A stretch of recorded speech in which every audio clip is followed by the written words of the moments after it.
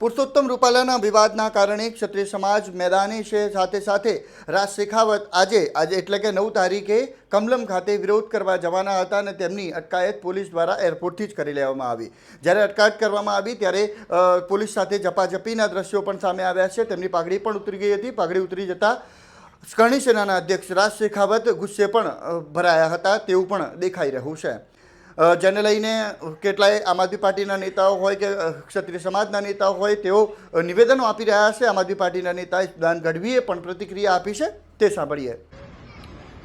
જે રીતે ક્ષત્રિય સમાજની લાગણી દુભાણીને ક્ષત્રિય સમાજના આગેવાનો સાથે જે ભાજપ વ્યવહાર કરી રહી છે, જાણે આતંકવાદીઓ એવો વ્યવહાર કરી રહી છે.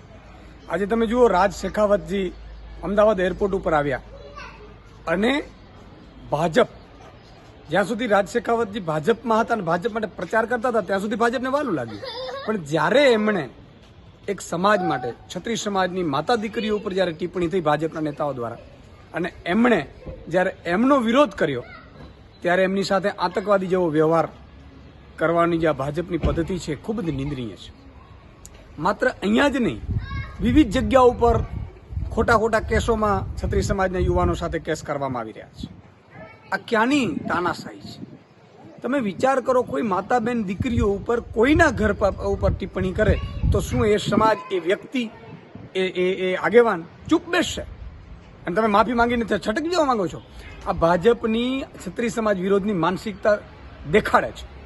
તમે 2 ઉમેદવારોનો જ્યારે વિરોધ કર્યો પાર્ટીમાં આગેવાનો, તો તમે 2 ઉમેદવારો બદલી નાખ્યા. પણ જ્યારે ક્ષત્રિય સમાજ એક ઉમેદવારનો વિરોધ કરે છે તો ક્ષત્રિય સમાજની લાગણી તમને દેખાતી નથી.